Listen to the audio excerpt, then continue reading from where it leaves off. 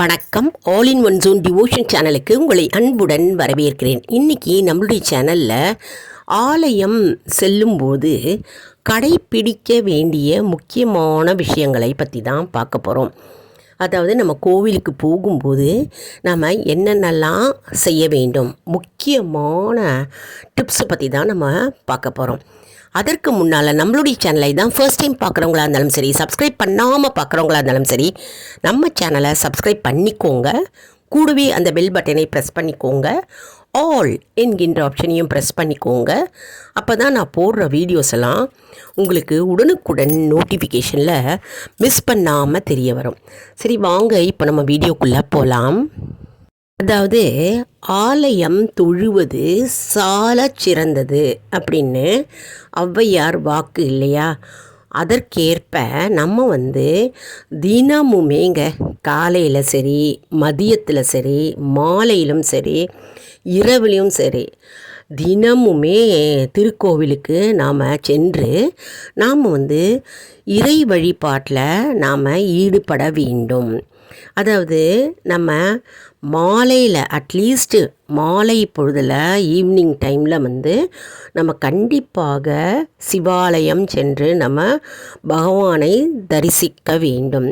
இது மிக மிக சிறப்பானதாகும்.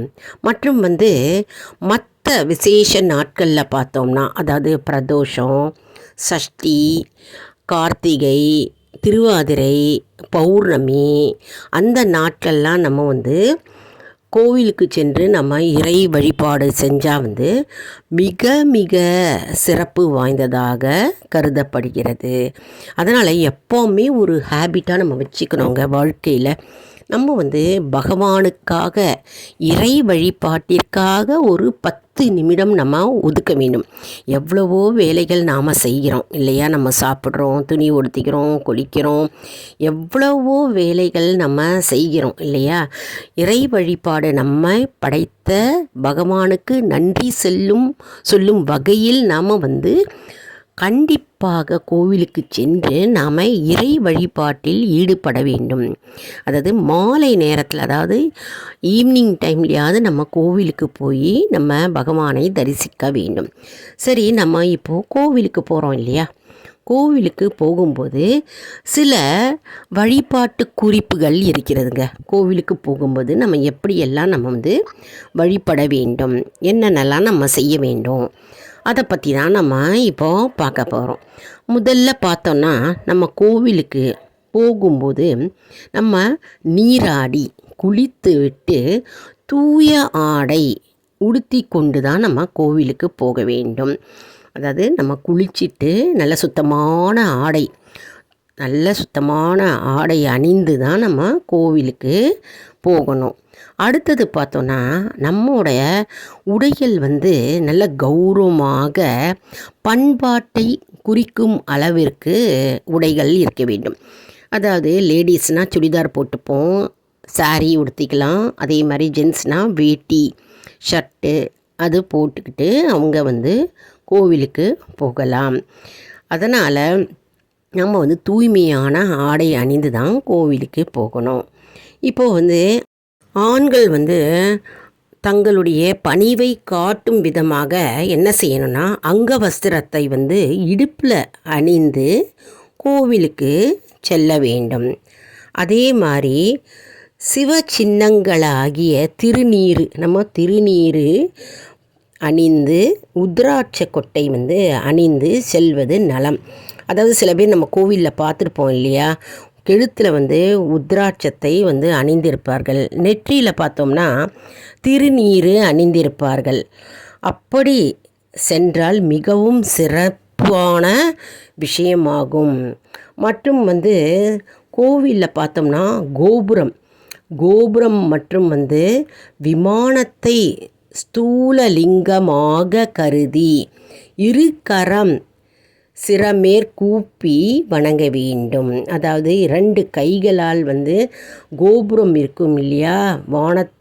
விமானத்தை தொடும் அளவுக்கு கோபுரம் இருக்கும். அந்த கோபுரத்தை நம்ம 2 கைகளால் கை கூப்பி நம்ம வணங்கி நிற்க வேண்டும்.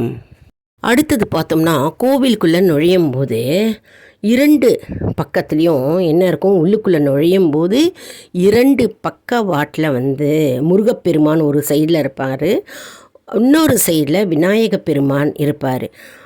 நாம் வந்து விநாயக பெருமானையும் முருகப்பெருமானையும் வணங்கி பிறகுதான் நம்ம வந்து திருக்கோவிலுக்குள்ளேயே நுழைய வேண்டும். மேலும் வந்து நம்ம கோவிலுக்கு செல்லும்போது வாசப்படியில் வந்து நிறைய வந்து சிவனடியார்களுடைய திருவடிகள் இருக்குங்க. அந்த திருவடிகள் பற்றி இருக்கும்.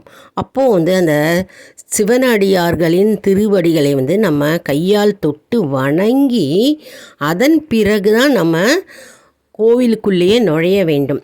அதாவது சில பேர் என்ன பண்ணுவாங்க, கோவிலில் இருக்கிற வாசப்படிகட்டு இருக்கு இல்லையா, திருவடி படிகள், அந்த திருப்படிகளில் வந்து தாண்டி போவாங்க. திருப்படிகளையே மிதிக்க மாட்டாங்க. ஏன்னா அங்கே அதில் வந்து சிவனடியார்களின் திரு படங்கள் இருக்கும்.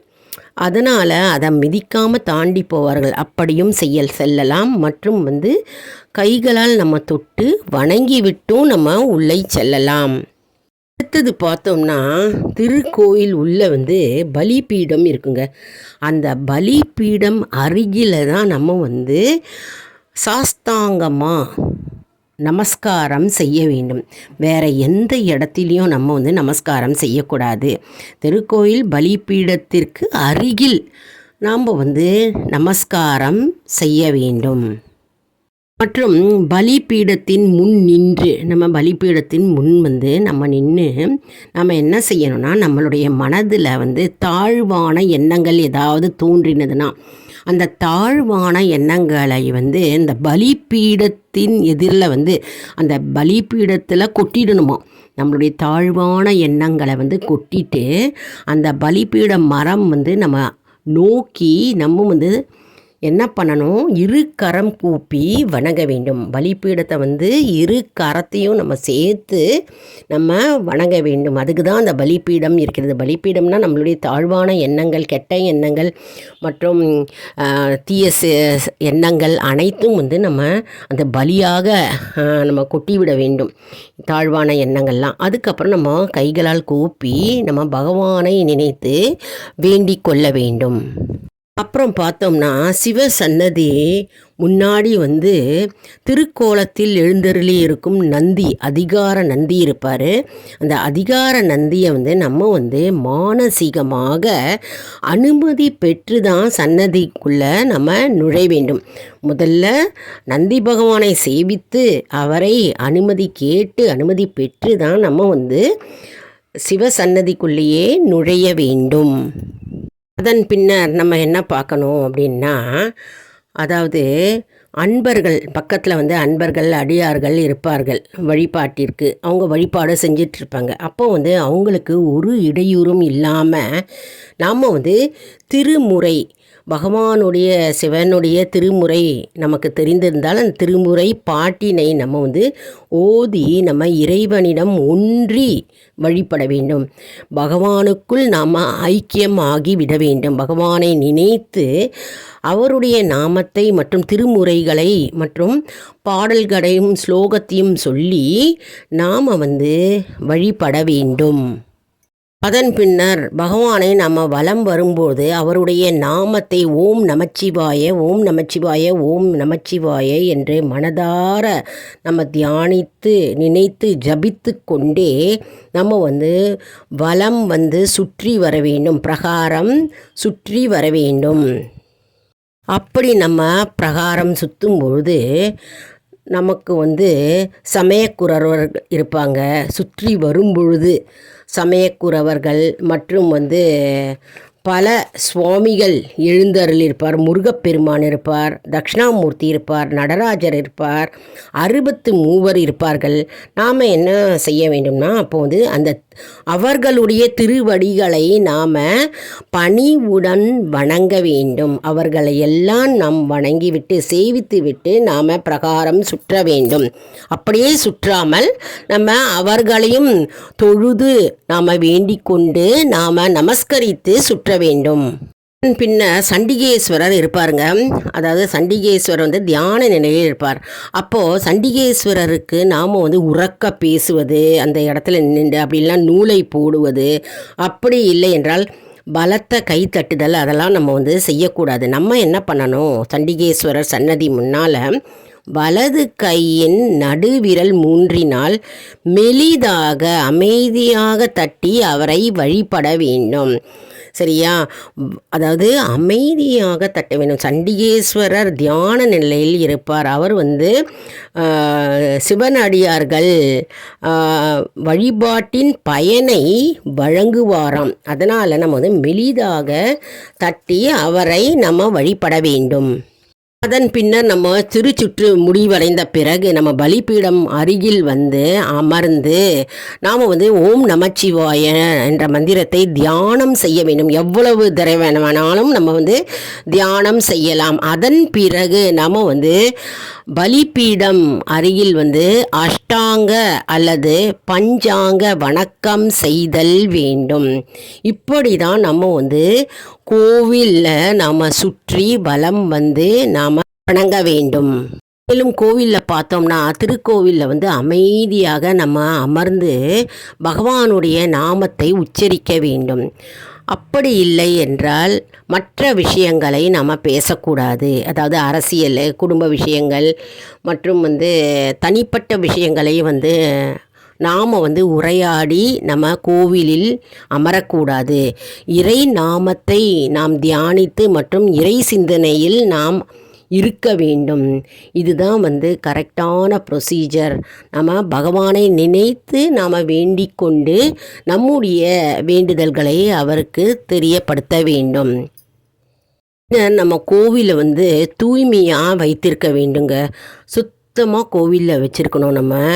அது மட்டும் இல்லைங்க, நம்ம வந்து நம்மளால் முயன்ற வரை நம்ம வந்து கோவிலில் வந்து பழத்தோல் சாப்பிட்டு பழத்தோல் போடுவது, குப்பை போடுவது, காகிதங்களை போடுவது மற்றும் வந்து எச்சில் துப்புவது, இதெல்லாம் செய்யக்கூடாது. கோவிலை வந்து நம்ம வீட்டை எப்படி வச்சுக்கிறோம் தூய்மையாக, அப்படி சுத்தமாக, அதே போன்று திருக்கோவிலை நாம் சுத்தமாக வைத்திருக்க வேண்டும். நம்மளால் எந்த இடையூறும் மற்றவர்களுக்கு வரக்கூடாது. அன்பர்களே, என்ன இந்த வீடியோ உங்களுக்கு மிகவும் பயனுள்ளதாக இருக்கும் என்று நான் நம்புகிறேன். அதாவது கோவிலுக்கு போகும்போது நம்ம என்னென்ன விஷயங்களை நாம் கடைப்பிடிக்க வேண்டும், அதாவது நாம் எப்படி நாம் பகவானை வழிபட வேண்டும், அதெல்லாம் வந்து நம்ம இந்த வீடியோவில் விரிவாக பார்த்தோம் இல்லையா? இது மற்றவர்களுக்கும் ஷேர் செய்யுங்கள், அவர்களும் பயனடையட்டும். நம்முடைய வீடியோவுக்கு ஒரு லைக் கொடுங்க. அதாவது எப்போவுமே நல்ல விஷயங்களை நாம் ஷேர் செய்யும்போது அவர்கள் பயனடைவார்கள் அல்லவா? அதாவது தெரியாதவர்களுக்கு போய் சேரும்போது அவர்களுக்கு நன்மை பயக்கும் மற்றும் அவர்களுக்கு நன்மை வரும்பொழுது நமக்கும் தானாகவே நமக்கு நன்மை வரும். அதனால் நல்ல விஷயங்களை எப்போவுமே வந்து நம்ம மற்றவர்களுக்கு ஷேர் செய்ய வேண்டும். நம்முடைய சேனலை மறக்காமல் சப்ஸ்கிரைப் செய்து கொள்ளுங்கள். ஆல் இன் ஒன் ஜோன் அன்பர்களுக்கு ஒரு அன்பான வேண்டுகோள், நம்முடைய கம்யூனிட்டி போஸ்ட்டில் கேள்வி பதில் நேரம் வருங்க. அந்த கேள்விகளுக்கு பதில் தாங்க. இதன் மூலம் நம்முடைய ஆன்மீக பயணம் எப்படி இருக்கிறது என்பதை நாம் தெரிந்து கொள்ளலாம் இல்லையா? இது ஒரு ஊக்கமாகவே அமையும் இல்லையா? அதனால் இது சப்ஸ்கிரைப் செய்தவர்களுக்கு மட்டுமே தெரிய வரும். அதனால் நம்முடைய சேனலை மறக்காமல் சப்ஸ்கிரைப் செய்து கொள்ளுங்கள். அடுத்த வீடியோவில் வேறொரு தலைப்புடன் உங்களை வந்து சந்திக்கிறேன். இது போன்று பல வீடியோக்கள் வந்து கொண்டே இருக்கிறது. நம்முடைய சேனலில் பாடல்கள், இறை பாடல்கள் மற்றும் மந்திரங்கள் மற்றும் பூஜை வழிபாட்டு முறைகள் எல்லாம் இருக்கிறதுங்க. நம்முடைய சேனலை பார்த்து பயன் பெறுவீர்கள். அடுத்த வீடியோவில் வேறொரு தலைப்புடன் உங்களை வந்து சந்திக்கிறேன். நன்றி, வணக்கம்.